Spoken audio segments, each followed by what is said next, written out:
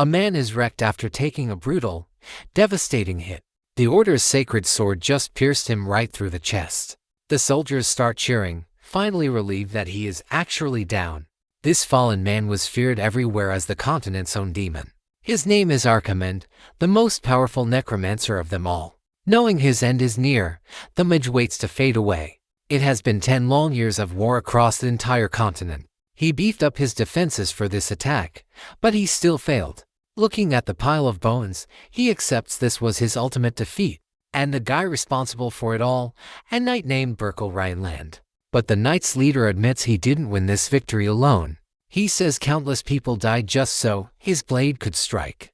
Then the hero asks Arkhamond to surrender for the sake of peace.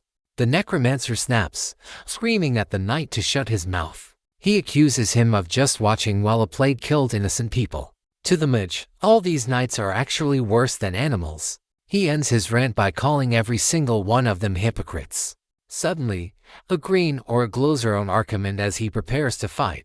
The soldiers are stunned to see that he still has power left. Even at death's door, the enemy is still using necromancy magic. His crew says it's dangerous, but Burkle tells him to stop. He reveals 20 million people died to become the mage's army. Arkhamond doesn't care and tells the knight not to be so foolish.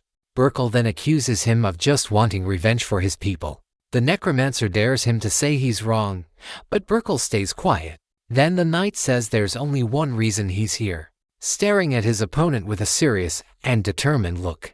His sword glows as he says this is for the children's future. Arkhamond freezes for a split second when he hears those words. The hero says he is leaving his hopes to the next generation. Suddenly, the mage sees his own twisted reflection in the hero's eyes. And in that same gaze, he sees a reflection of himself. Those were the eyes of a righteous knight, nothing like his own.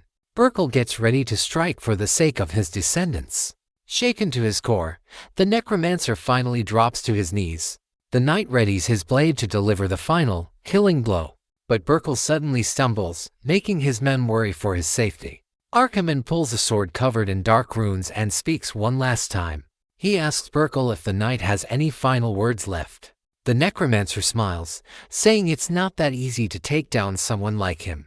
Even though he's battered, he still has a trick up his sleeve. Suddenly, dark energy explodes from his body, straight at Burkle. The knight is thrown back by the force of that massive magical blast. Arkhamond's eyes glow with a strange, mysterious, and powerful light.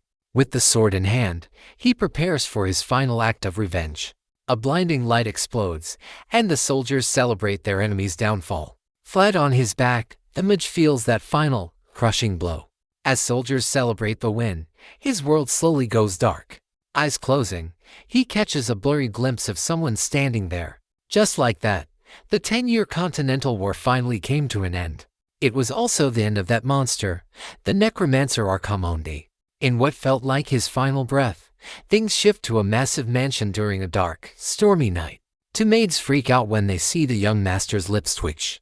Totally confused, the mage wonders what on earth is happening to him. He is reborn as a baby named Klein, with zero clue where he is. The maid shows him a portrait of the Duchess, calling her his mother. While they beg him to speak, he notices his tiny body feels stiff. With every bit of strength, the little guy tries to babble something out. The maids are stunned. They actually think this baby is talking already. But really, he was just trying to summon servants from the shadows. He screams for them to obey, but the woman just looks terrified. Suddenly, a bolt of lightning rips across the sky, lighting up the night. The thunder rattles everyone as the mansion is bathed in a blinding light. 15 years pass. Now, the garden fountain sparkles under the sun.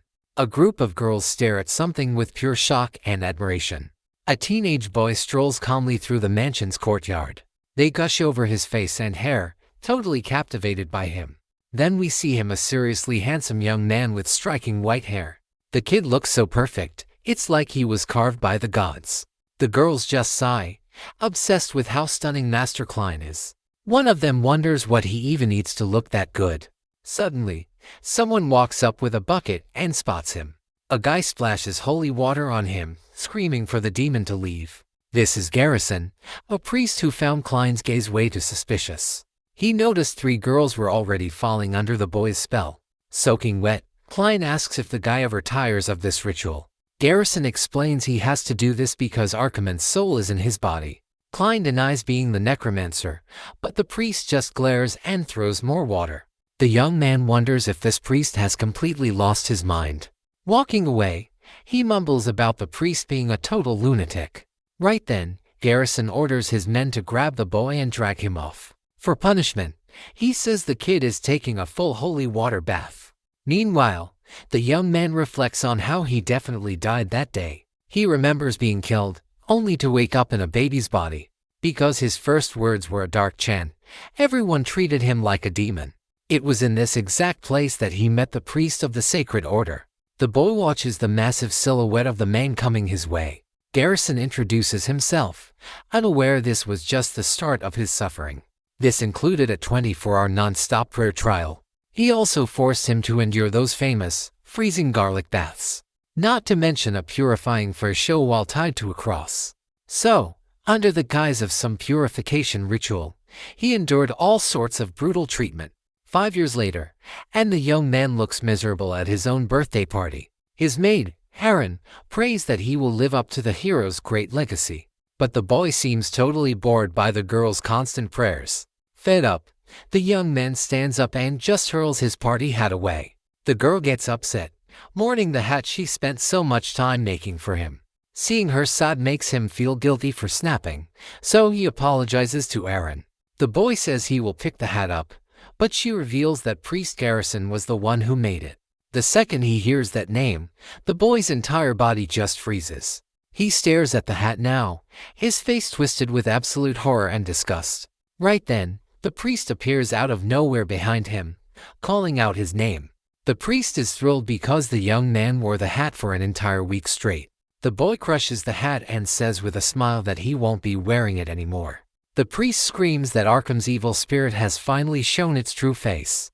But the fight is cut short when Commander Dunkel suddenly arrives on the scene. He mentions that the rumors about the boy being Arcanine have been spreading for over 10 years now. And the Order has already officially declared that there is nothing wrong with him. Garrison lets the boy go instantly and starts agreeing with everything Commander Dunkel says. Sitting there, the boy realizes the priest ignores him but bows down to the commander. It's clear now that the priest knows exactly how to play the game of politics. The priest turns around and begins to slowly walk away, leaving the hall behind. But he warns that there is always a chance something might happen later on. With that final warning, the priest says his goodbyes and finally heads out. But then he pops back in to remind him that the next ritual is Friday. The boy gets furious as the priest waves and calls out, "See you later." Left alone, the young man punches a sofa, totally frustrated with how things are. He wonders how a man can be so cruel and still call himself a clergyman. Holding a towel, Aaron quietly asks if he really is not Arkhamond anymore. The boy denies it, saying he doesn't even want to hear that name ever again. But deep down, he knows he can't let the truth slip out. Since he was reborn, his every move has been watched because of those rumors. And that's exactly why he ended up trapped in a monastery for 7 long years. The young man asks what an executor is and if they hold a high rank. Looking serious, the man standing next to him begins to explain the details. That is the title given to the strongest in the order, which takes him by surprise. Almost nobody can stand against him, except for the Duke from the boy's own family. Impressed by his family's power, Klein claps his hands with excitement. Then he asks who the strongest Duke in the family is. The man says the 7th Duke is incredible, but the 1st is still the strongest. Klein is shocked because his own father is the 7th Duke of the bloodline. But the boy insists the 1st is still the most powerful one of them all. The man is left totally speechless by the young master's intense conviction. He just ends up agreeing with the boy's opinion to keep him happy. Aaron notices that the boy won't stop staring at the portrait hanging on the wall. The commander then thinks about how nobody could have possibly seen that coming.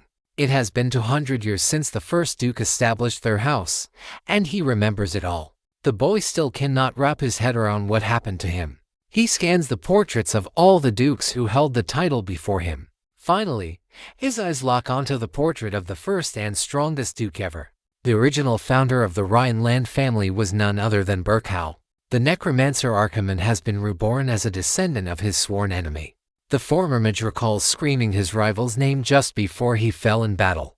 That legendary knight had revealed the real reason he was fighting that day. The hero claimed it was all just to keep innocent children safe. One massive strike sent the villain crashing down toward the frozen, snowy ground. Suddenly, the young man bolts upright in bed, waking from that horrific nightmare.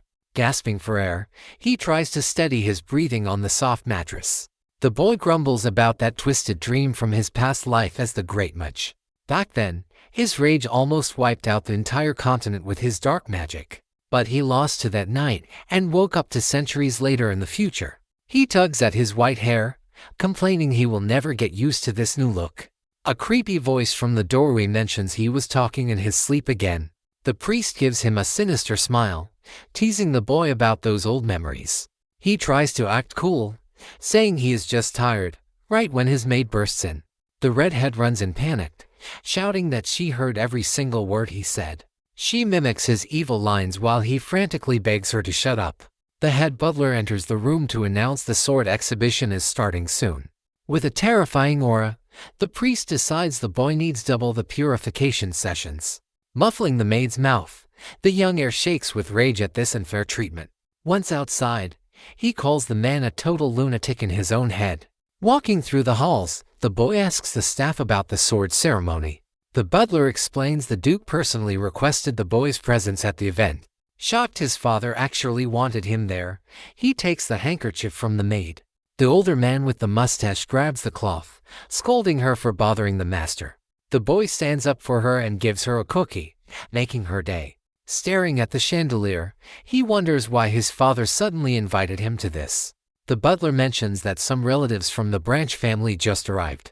The boy with the platinum hair instantly realizes how annoying this will be. Just then, the arrogant relatives appear and spot the heir in the hallway. The group starts mocking him, calling him that old villain's name on purpose. They laugh, reminding him he spent 7 long years rotting in a monastery. He watches the freeloaders from the north, who only showed up for the food. Next, he glares at an arrogant blonde girl from the western branch. The girl acts like she is royalty while judging everyone around her. He ignores their trash talk and walks right past, leaving them fuming. One cousin snaps and asks if that loser is really going to ignore them. The noble screams, but the former mage just laughs since they do not own the place. With a cold look, he says he does not waste time memorizing people like them. He sees the family is falling apart if these random relatives disrespect him now. Suddenly, everyone focuses on the arena where 2 young swordsmen are training hard. A boy with purple hair wins up for a massive strike during their intense duel.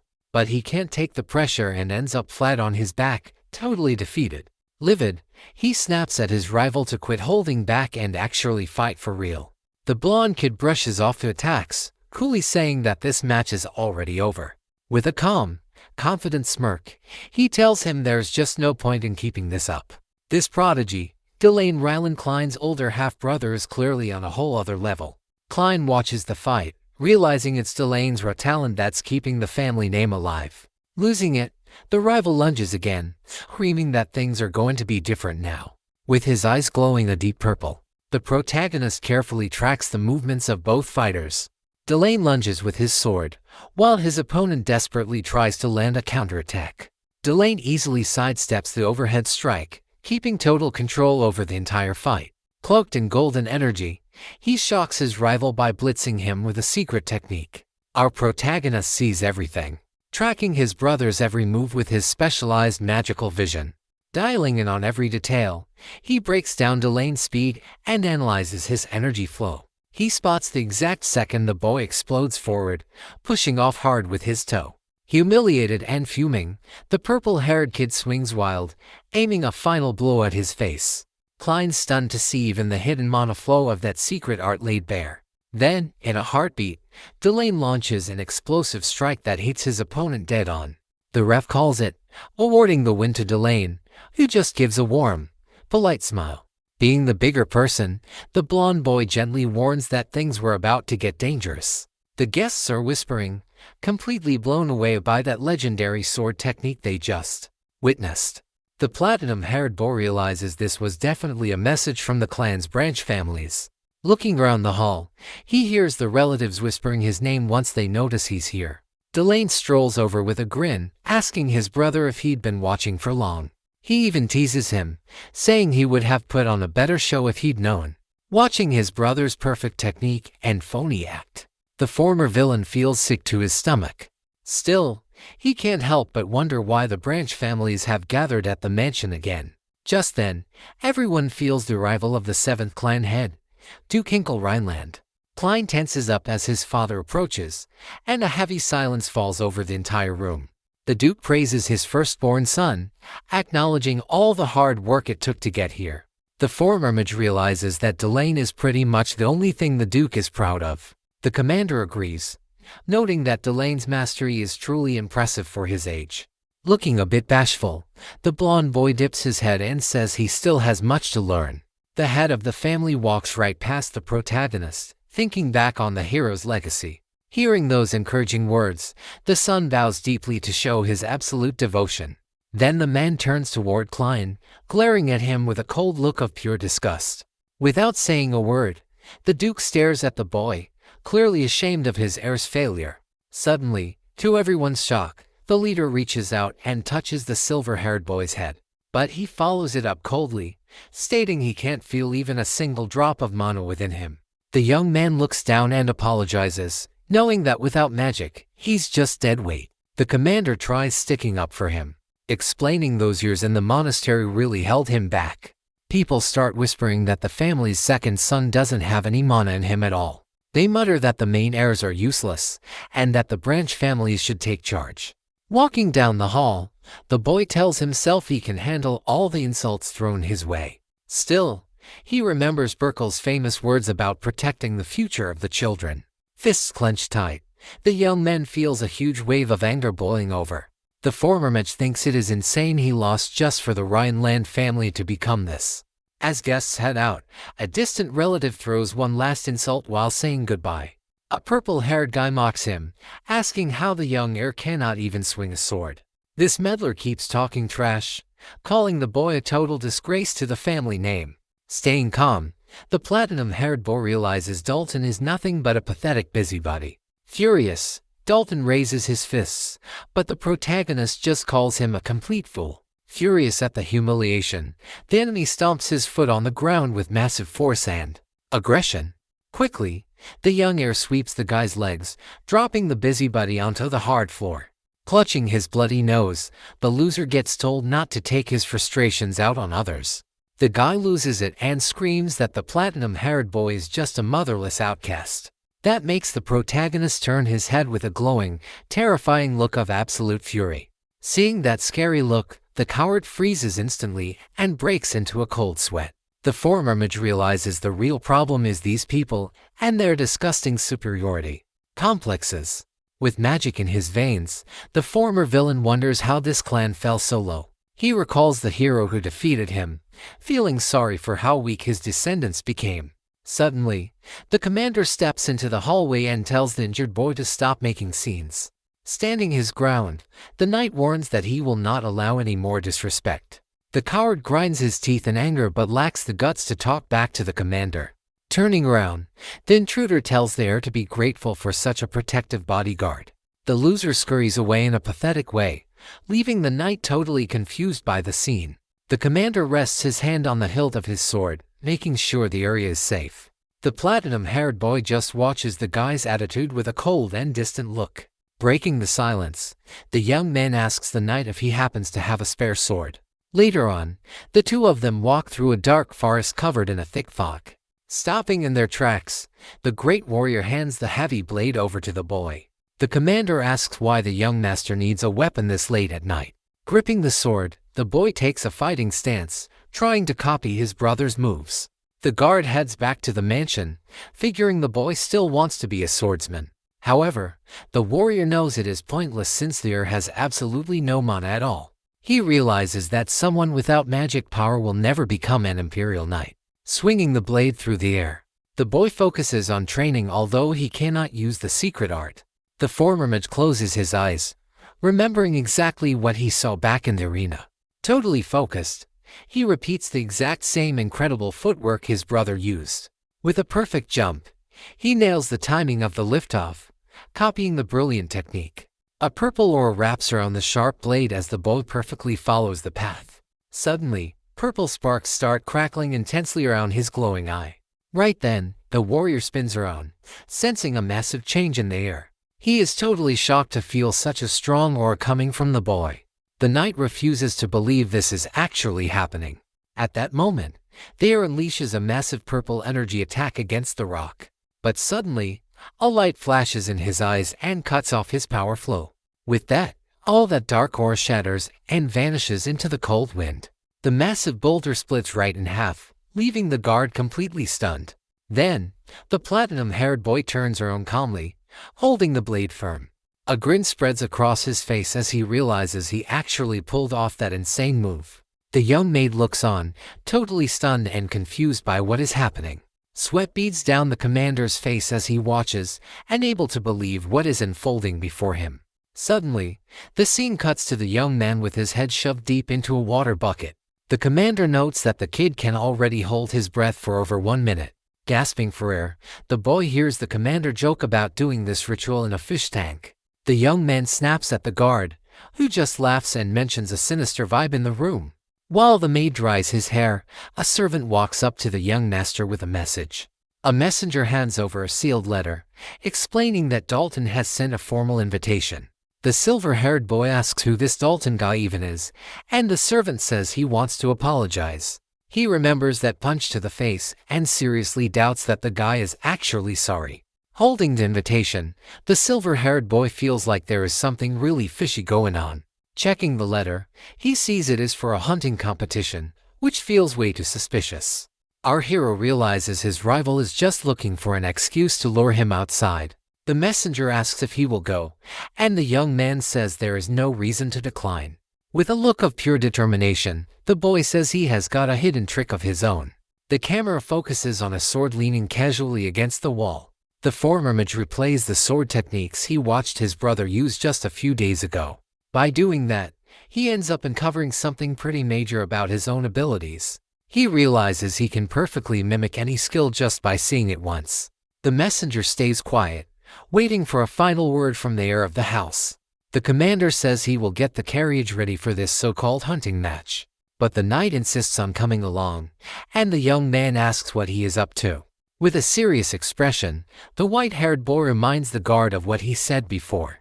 The knight answers that, for some reason, things feel a little bit different today. He mentions sensing a dark energy as their carriage pulls up to the castle. The road is super bumpy, making the carriage wheels shake without any signs of stopping. Inside the carriage, the young maid feels sick and nauseous in the knight's lap. The guard reminds her he told her not to come while handing the girl a pillow. The protagonist explains that the forest terrain is tough for those not used to it. The great warrior suggests the girl get some sleep to help her feel better. The guard is touched by the gesture, but the boy quickly clarifies the pillow is for Aaron. Lost in his own head, the silver-haired boy just stares at the passing landscape outside. Staring at the trees, he thinks about how much this place has changed over the years. He remembers that 200 years ago, this whole area was covered in snow and corpses. The former villain looks at the new landscape with a very pensive expression. Remembering the hero, he is sure it was Burkle who transformed this place into something better. Right then, a guard opens the carriage door and calls out for the young master. The guard says they have finally made it to the massive Cornwall family estate. Stepping out, the silver-haired boy wonders if this is where that Dalton guy actually lives. He notices the mansion is way more flashy than his own family's ducal home. He figures that for a simple kids competition, they must have tons of cash to burn. Suddenly, a familiar voice shouts his name, catching him off guard and grabbing his attention. Dalton walks up with his hunting dogs and asks the silver-haired boy what he is staring at. He brags that the house was built with money stolen from the Hare's family and insults him. One of those massive dogs growls, drooling all over the dirt. The silver-haired boy notices the dogs look thin and asks when the hunt actually begins. The purple-haired guy calls him impatient, claiming he knew he would act like this. He holds out a hand and tells his rival to watch closely what happens next. Suddenly, the enemy unleashes a whole pack of starving and vicious hunting dogs. Dalton reveals he scattered bait across the mountain to lure in wild animals. He explains a hungry dog's nose is 100,000 times stronger than a human's. Bow in hand, he says the dogs will chase the scent to find their prey. One hunting dog sprints with its jaws open, ready to tear something apart.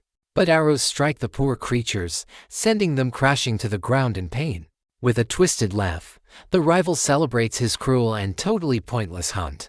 The young maid walks up to the purple-haired man, looking for her master. Recognizing her as the girl Klein always drags around, he pats her head. With a scary glare, the enemy asks what a little brat like her is for. The villain roughly grabs the young maid's arm and jerks her toward him. Suddenly, the silver-haired boy grabs his wrist and tells him to let her go. Eyes glowing with rage, the hero warns that he is about to snap his arm. The rival is shocked by the kid's attitude and the insane strength of his grip. Pissed off at the challenge, Dalton tries to punch the young master in the face. But the silver-haired boy dodges the punch with a quick and incredibly precise move. Grinning like a lunatic, Dalton mounts his horse and tells the boy to follow him. The boy hops on his horse, telling the guard to protect the maid until he returns. But the guard refuses and pulls out a magic scroll, insisting he's coming along. It is a signal scroll that works when torn and requires 0 mana. The boy says the enemy's father is suspicious. If he vanishes, it would be a huge problem. He tells the guard to rip the scroll if needed, and a crest will appear. Saying he is counting on him, the young master rides off as the guard shouts. The commander stays silent, watching the young master ride off toward a dangerous challenge. Night falls fast as the hours tick by, but the hero still has not returned. Riding through the trees, the boy figures his rival could not have gone very far. He arrives to find Dalton waiting, who smugly says he finally made it. Lying among the dead animals, the enemy asks why the kid took so long. The young man hops off his horse and asks what he is trying to do. The hero is confused by the creepy scene deep in the middle of the woods. He looks at the dead dogs scattered all around his insane opponent. The purple-haired man stands up, calling this the grand finale of their hunt. Sword drawn, the enemy reveals his final target is the young master himself. He threatens to kill the boy and send the news to his older sister. The protagonist scoffs at the Rhineland family, calling them totally weak and pathetic. With a nasty grin, the rival says the kid won't even get a chance to fight. Suddenly, several hooded men emerge, ready to strike the silver-haired boy. Archers aim their bows, cursing the young man for being born into the wrong family. The silver-haired boy just watches the whole thing with a cold, distant stare. The villain says tomorrow everyone will be talking about how the famous sword family fell. He even mocks him, saying the young master will end up as forest dog food. Right then, the former mage recalls the hero's vow to protect the children's future. A small, mocking smile escapes the boy's lips, leaving his rival totally confused. Suddenly, the protagonist starts laughing hysterically, completely unable to stop himself. Shocked, the enemy asks if the white-haired boy has finally lost his mind. Covering his face, the boy just keeps laughing at how pathetic this situation is. His eyes glow red as he calls his opponent a cheeky little brat. Watching the transformation, the purple-haired guy freezes in fear, breaking into a cold sweat. The young man snaps that this family rose from his ruins and they dare defile it. A dark blue aura starts exploding around the protagonist with insane force. Dalton panics, thinking it is magic, but the silver-haired boy says it is nothing like that. The boy then reveals this power is pure demonic energy surging from deep inside him. The villain's henchmen panic, having no clue what is happening to the kid. One of them is shocked to hear demonic energy and wonders what that even is. The young man smiles, saying he commands ancient evil spirits buried by time. Floating in the air, he summons them to the light, ordering them to act in his name. The energy twists as the former mage orders the creatures to devour everything and everyone in sight. A giant skeleton emerges from the shadows as he commands the beast to devour even more. The rival screams that it is impossible, refusing to believe what is right in front of him. He suddenly recognizes the skeleton army as Arkhamond, the ancient demon king. With a wicked smile, the protagonist points and orders his creatures to devour them. In a flashback, he thought he had forgotten his past, but he spent 200 long years alone amidst a pile of bones and skulls. It was an endless period of days surrounded by darkness and the fallen. Even so, he could still feel the echo of the departed calling to him in the night. He could hear the voices of the fallen crying out from the very depths of the abyss. That feeling and that resonance were memories he never truly let go of. It was a nostalgic feeling that reminded him exactly who he really was. Back in the present, the enemy shouts that this is impossible and cannot be real. He recognizes the Skeleton Legion and calls out the forbidden name of Arkhamond. The silver-haired young man smiles, confirming that was indeed the name they used to call him. The night grows even darker as the sky fills with heavy, ominous clouds. The henchmen start wondering if the story of the ancient demon king was just a rumor. The young boy stands perfectly still as his giant skeletons prepare for battle. One of the giant skeletons growls, its red eyes glowing intensely in the darkness. The purple-haired boy and his henchmen watch the terrifying scene in total silence. Suddenly, the mercenaries start laughing and mocking the ancient mage's skeleton army. They call the creatures trash, while the protagonist listens with a dark expression. The villain boasts about destroying hundreds of skeletons like these on his past missions. One mercenary says it does not matter and suggests taking a bone home as a souvenir. The group's leader orders his men to deal with the ones blocking their path. The enemy's archers then prepare to launch an attack on the mage's skeleton army. On the other side, a man carries a huge crossbow, preparing for intense combat. The archer aims the huge and powerful crossbow directly at the young protagonist. With the order given, the archers fire a shower of arrows at the silver-haired boy. A massive number of arrows fly through the skies toward the young man and his army. The arrows quickly approach the target, ready to pierce him with incredible force. The young man's eye reflects the shower of arrows coming toward him at high speed. Right before impact, the arrows freeze in midair, hitting some kind of invisible barrier. The rival scoffs, thinking the hero was hit and turned into a human pincushion. But as he looks closer, he is stunned to see the boy is completely unharmed. Those arrows were blocked by magical shields that suddenly materialized in front of the skeletons. Now, the entire skeleton army is equipped with shields to defend against any incoming attacks. He says 200 years is a long time, long enough for everyone to forget his skeletons. The henchmen start panicking when they see those shields appear out of thin air. He explains that normal skeletons would have fallen, but his are on a different level. With a smirk, he tells them his skeletons are nothing like the ones they know. The villain is shaken by this news and the sheer confidence radiating from the boy. The silver-haired boy orders the first unit to break formation and charge the enemy lines. He vows to personally crush anyone who dares to mock the future of the North. With a final command to attack, he sends his troops forward at full power. These massive skeletons rush forward at high speeds, catching the mercenaries off guard with their agility. The enemy is speechless, wondering since when skeletons could move with that much speed. Letting out a battle cry, the skeleton army slams into the front lines with pure ferocity. The mercenary captain screams for his men to stay calm and keep their defensive formation. But it is too late. One henchman takes a brutal hit and is left seriously wounded. The skeletons steamroll the mercenaries, leaving them screaming in pain and total despair. The purple-haired boy watches in horror as this wave of absolute destruction unfolds. The young mage then orders his second unit of crossbowmen to flank the remaining survivors. High in the trees, the skeleton archers lock onto their targets with powerful, deadly crossbows. These undead marksmen are ready to fire at a moment's notice with lethal precision. The surviving mercenaries lose it once they realize the skeletons have long-range support. With a cold, direct order, the former mage tells his archers to fire without hesitation. Those deadly bolts fly toward the enemies at an incredible, lightning-fast speed. The mercenaries take direct hits and collapse to the ground with life-threatening injuries. Screams of agony fill the air as they are torn apart by the skeleton archers. A skeleton lunges at the mercenary leader, who barely manages to block with his sword. In a total panic, the enemy yells that this is impossible, these aren't normal skeletons. The rival realizes that if they don't retreat, they will all be completely wiped out. He desperately yells for his men to listen, but nobody is paying him any attention. A skeleton creeps up behind the villain, getting ready to end him right then and there.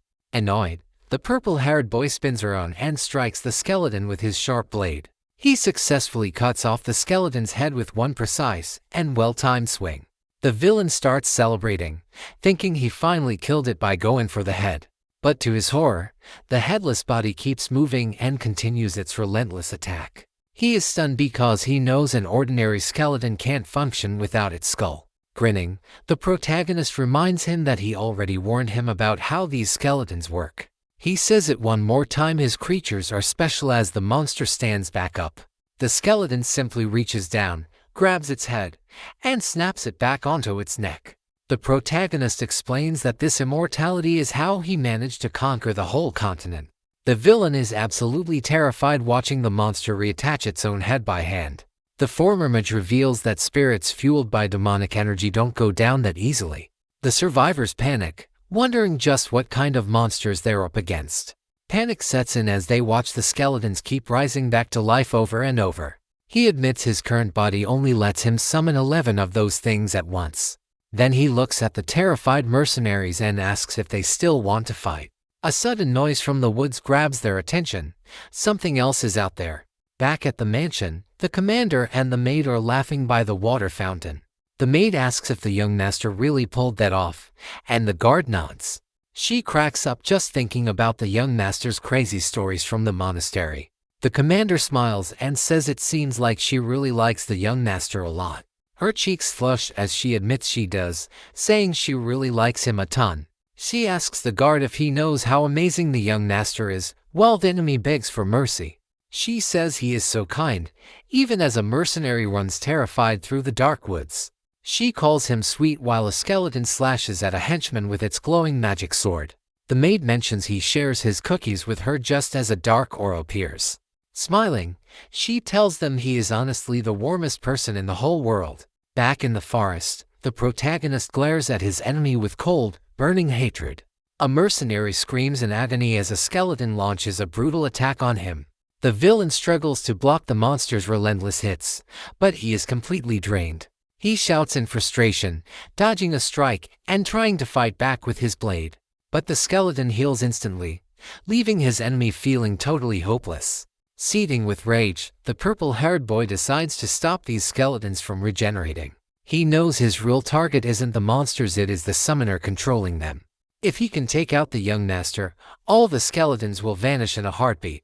The villain charges straight at the protagonist, screaming his name in a total rage. He shouts that this game of playing with corpses ends now, right when the mage falls. Grabbing his sword, he lunges for the finishing blow, yelling for the heir to die. But the young man's eyes glow purple, and he sees the attack coming a mile away.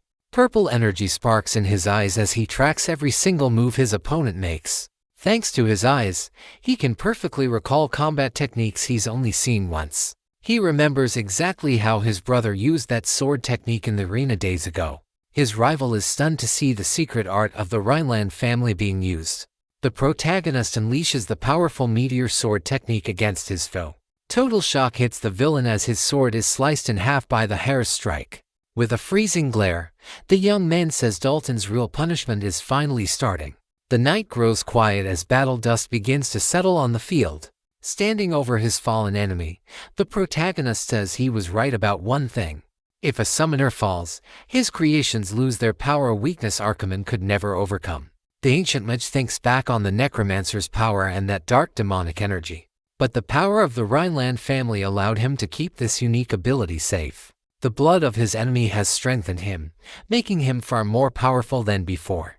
Lying on the ground, the villain is lost, and the protagonist says he cannot ignore this.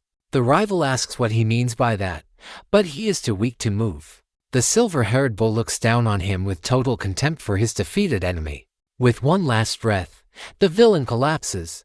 The young man tells Burkle to just wait. He swears he will rebuild this ruined house with his own hands and sheer willpower. Suddenly, the enemy wakes up in a pitch-black place, wondering where the heck he is. He can't see a thing in the dark and feels something weird on his tied hands. He realizes his wrists are locked in heavy metal shackles. Terrified, he finds himself trapped in a torture chair with spikes and chains. A shadowy figure looms over him, saying the villain has finally woken up. It is the protagonist, revealing that this is where souls go after they die. Dalton is shocked to find himself in the afterlife created by Arkhamond. The young man recalls how Dalton spent his life hunting dogs for sport. He committed atrocities while hunting, taking pleasure in the pain of others. The former mage says he remembers the sick joy on the villain's face. Dalton screams to be set free immediately, but the young man just ignores him. Suddenly, the rival remembers something critical and falls silent for a second. He remembers the protagonist's sword hitting him. He should be dead by now. He wonders why he feels fine after being crushed in that battle. The young man explains that Dalton is dead, and this is just his karma finally returning. With a blue glow in his hand, the former mage says it doesn't matter what he believes. All that matters is that the time has come to pay for his past sins. Dalton is horrified as a pack of ghost dogs emerges behind the protagonist. The young man tells his enemy to listen to the cries of the souls he killed for fun. The phantom hounds lunged, attacking the villain who screams in total despair, unable to fight back. The silver-haired boy tells him to remember this agony as the hell he created. Dalton screams as he is mauled by the very dogs he killed on his hunts. The pain is unbearable, and the rival begs for help, but nobody can save him. His eyes fill with tears as he suffers at the hands of his victims. Back in reality, Dalton's cold, lifeless body lies on the ground, covered in wounds. The protagonist looks at the scene with sword in hand and a cold, distant look. He seems calm after taking revenge on the man who had dared to humiliate him. His skeleton warriors gather behind him, waiting for their next command to strike. The young man turns to his creatures, saying he must reward them for answering his call. He promises to break the curse that binds them and set them free at last. A brilliant green light wraps around the skeletons as they begin to turn into dust. The protagonist watches in silence as his undead servants are finally set free. He thinks about death and wonders why he was the one brought back to life. A final rest comes when the bones crumble and blow away, leaving nothing behind. Suddenly, a hooded figure arrives, surprised to see the young man using dark necromancy. The protagonist wonders if the man saw everything and demands to know what he wants. He smiles mysteriously. With a green aura in his hand, the hooded man begins to weave his magic. He says the bow wouldn't understand anyway, and starts to revive the dead mercenaries. The bodies of the fallen soldiers begin to rise under the necromancer's command. The eyes of the undead glow green as they become the stranger's mindless puppets. The hooded man grabs the corpses and lifts them with his powerful dark energy. The silver-haired boy realizes the man is using high-level resurrection to control the dead. The stranger says Dalton might have failed, but these bodies are still useful to him. With a wicked laugh, the necromancer vanishes, taking the mercenary bodies with him. Back at the mansion, the maid calls a guard to hear the master's funny stories. The guard says he'll listen later and keeps staring at the scroll with worry. He wonders why the young master would burn an emergency item so suddenly. It's been 3 hours now. He's got a really bad feeling about this situation.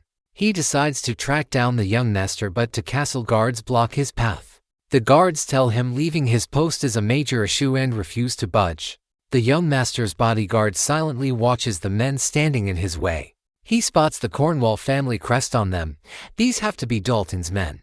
He realizes this was a setup from the start and braces for the worst. The commander gives his name and warns them he won't be stopped the second time. Dalton's guards stay quiet, clearly rattled by the commander's intense vibe. He turns to the maid and notes the young master is taking way too long. He tells her to head back to the mansion with the priest from the trip. One guard mentions that the priest already left with a dead serious look on his face. The commander remembers the warning. It looks like the priest's gut feeling was dead on. He hops on his horse, ready to hunt down the young master as fast as possible. Clamping the scroll in his teeth, he rips it.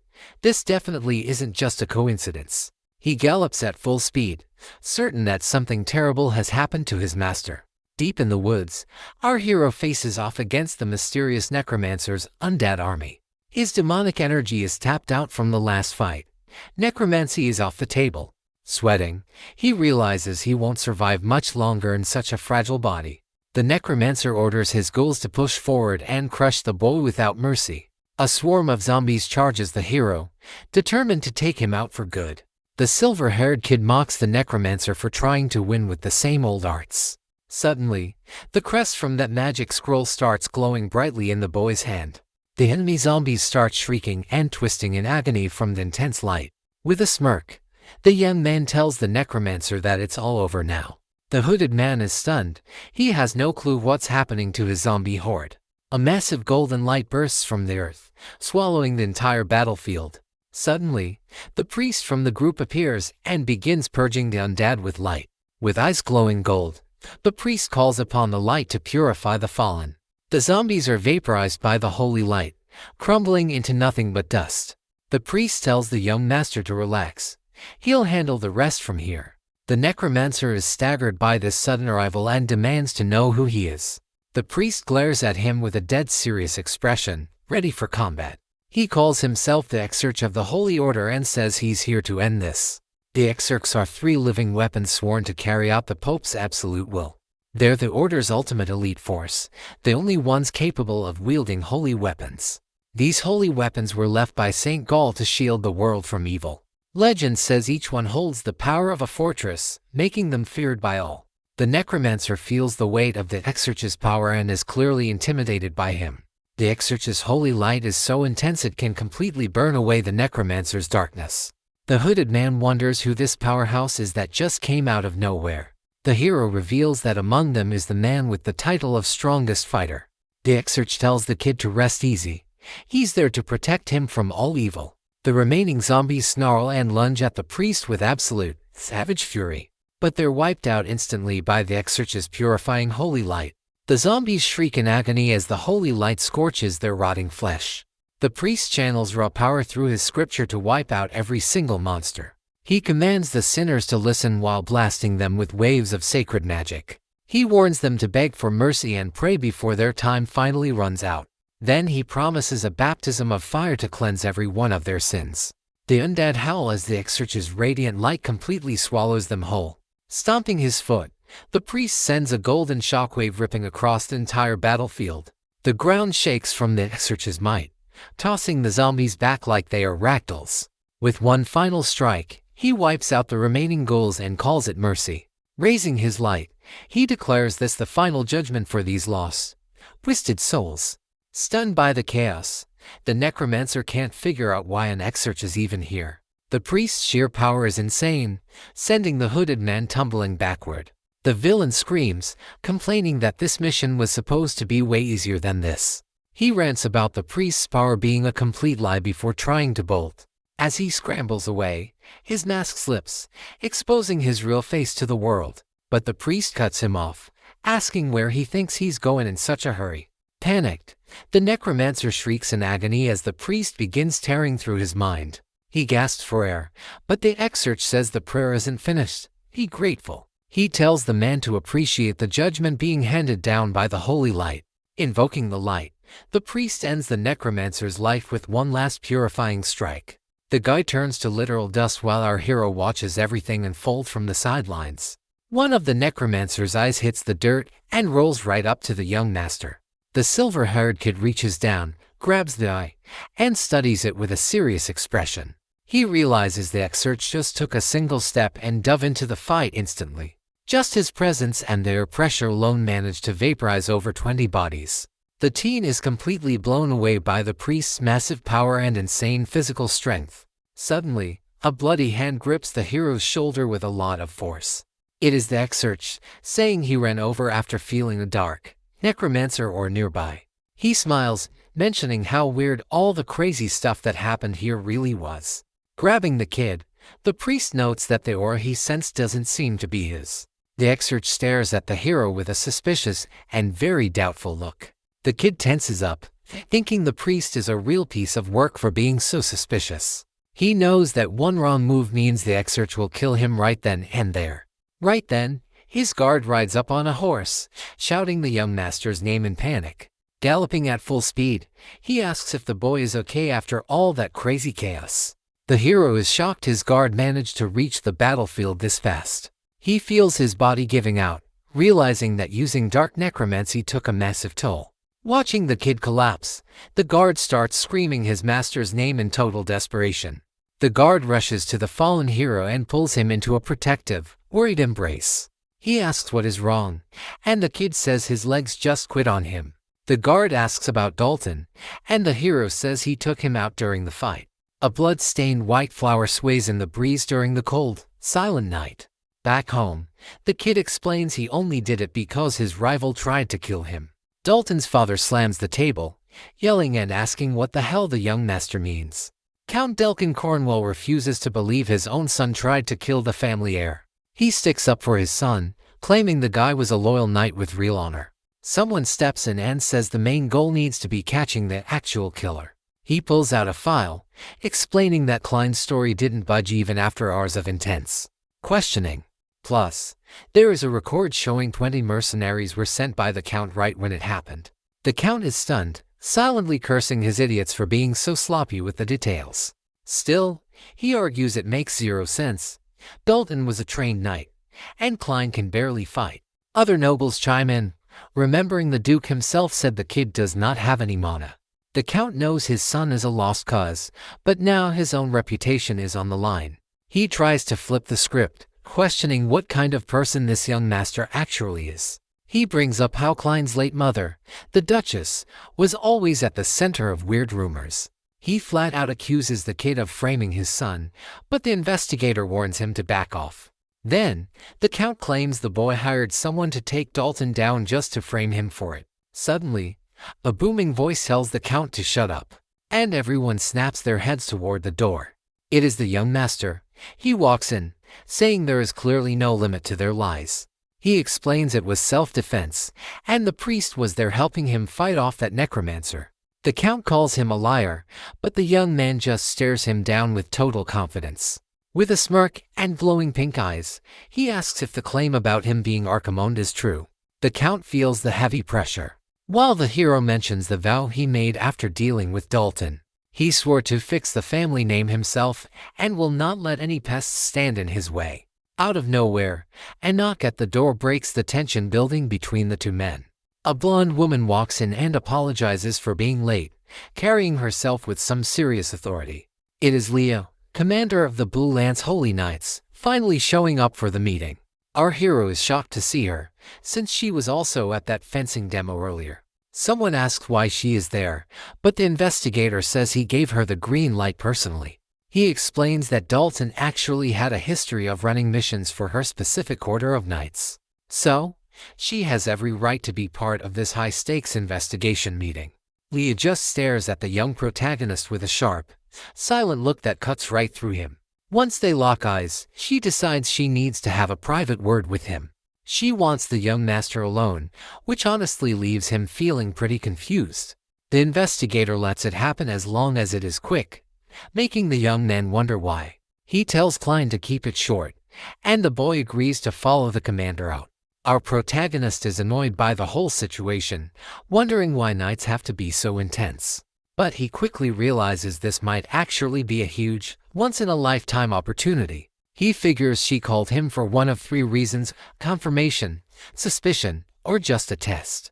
As he walks with the commander, he thinks that no matter what her motive really is, he will use the Fall Wyvern family and anything else to make his master plan a reality. The commander leads the way with confident, heavy steps toward a private room down the hall. She stops and just stares him down in total silence before finally opening her mouth to speak. The commander starts talking to the young master with a voice that is both calm and alluring. She pins him right against the wall and asks if she can touch him for a second. The protagonist is totally floored and cannot find the words for such a weird question. Leah is the oldest daughter of the Fall Wyvern family, one of the 3 elite ducal houses. A flashback shows off her insane skills during a brutal battle against a pack of ferocious orcs. She faces the monsters head-on without a hint of fear, readying her spear for combat. With her eyes glowing a bright blue, she lunges at the enemy with incredible speed.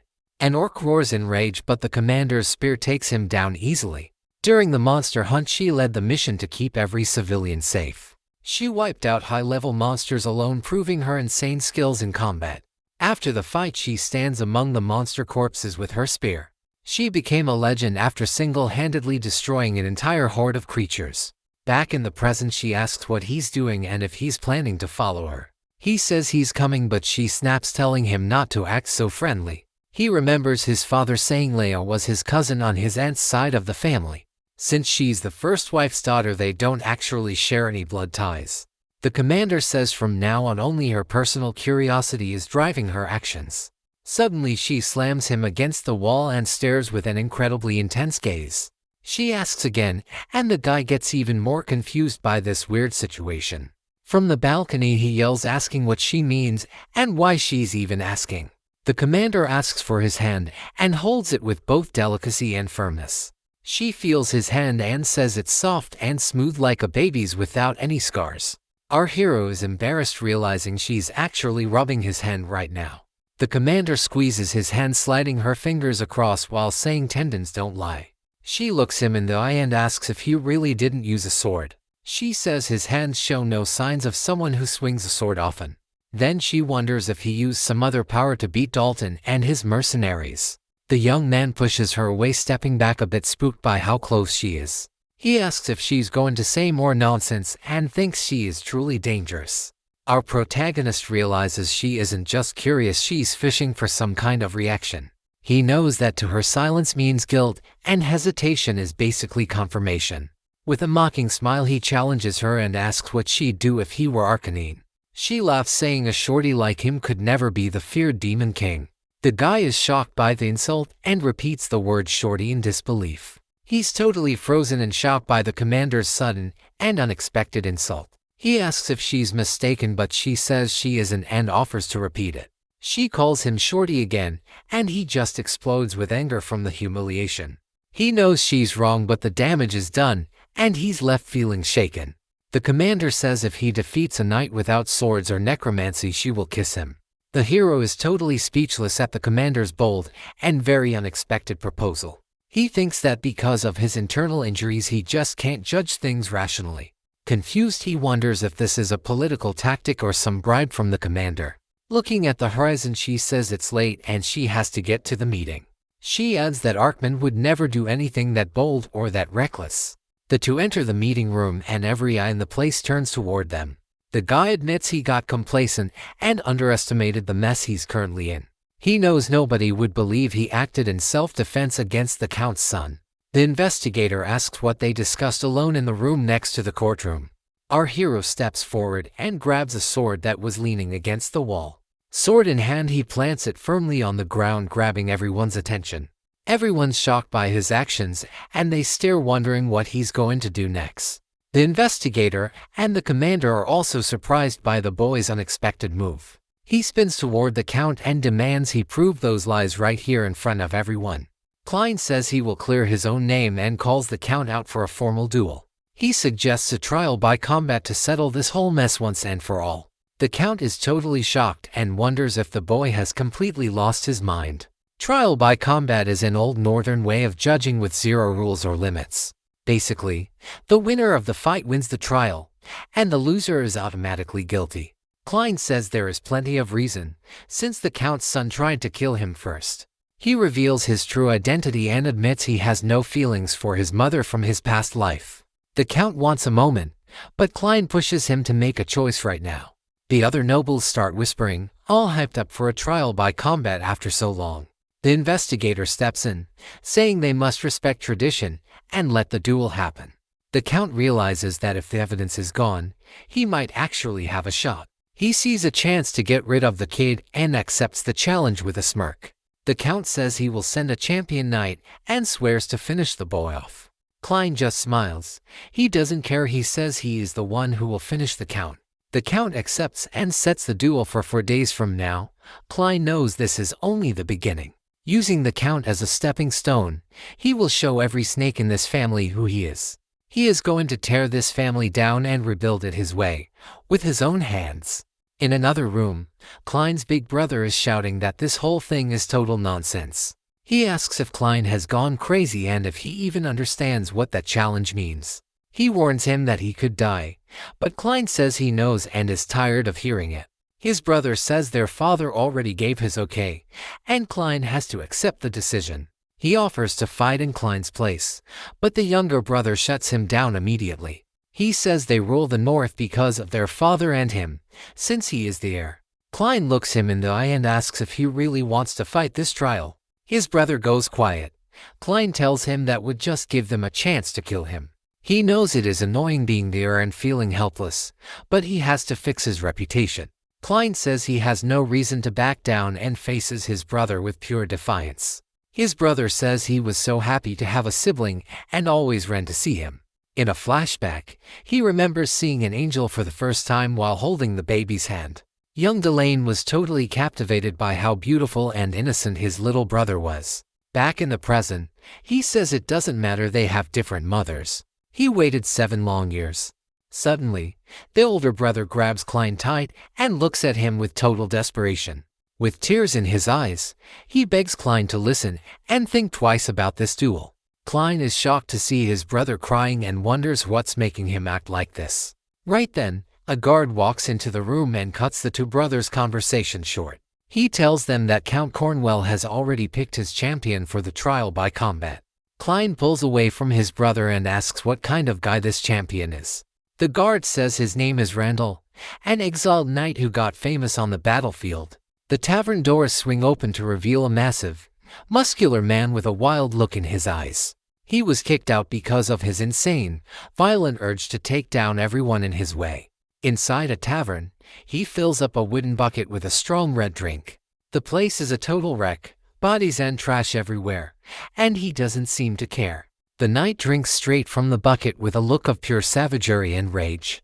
He says it has been a while since he heard a kid scream. He looks ready for blood.